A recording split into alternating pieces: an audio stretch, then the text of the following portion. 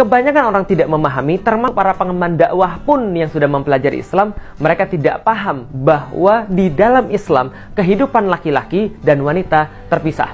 Maka ketika tidak ada hajat, tidak ada keperluan yang syar'i, maka tidak boleh seorang laki-laki berinteraksi dengan seorang wanita. Apakah pergi ke bioskop bareng-bareng, ataukah pergi makan bareng-bareng, ataukah pergi jalan bareng-bareng, tidak ada. Selama tidak ada keperluan syar'i. Maka keperluan syar'i itu sudah diukur di dalam syariat.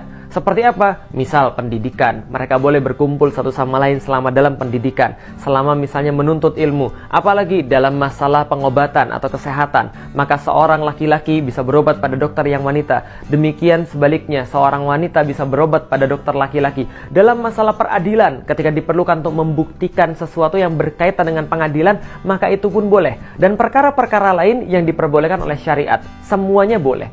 Nah, hanya saja kebanyakan kaum muslimin mereka menganggap remeh hal ini. Lalu mereka berkholwat dengan cara apapun. Mereka berkholwat di media sosial, mereka berkholwat di handphonenya, mereka berkholwat dengan menelpon, padahal semuanya sama. Karena kholwat tidak hanya bertemunya dua orang, tapi ketika pembicaraan itu membuai, lalu kemudian menafikan orang lain, dia berkasih-kasih sayang di situ, berbuai-buai dengan segala macam di situ, itu juga sudah termasuk berkholwat. Maka ini harus hati-hati, pergaulan pria dan wanita terpisah. Lah, mengapa begitu? Karena ini adalah bagian daripada tindakan preventif yang dilakukan oleh Islam.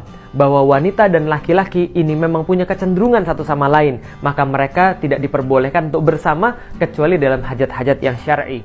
Maka ini yang harus menjadi sebuah panduan dalam diri kita. Banyak-banyaklah mengkaji bagaimana sistem pergaulan di dalam Islam. Banyak-banyaklah mengkaji bagaimana Islam menempatkan laki-laki dan Islam menempatkan wanita. Kapan mereka boleh berkumpul? Kapan mereka harus terpisah sama sekali?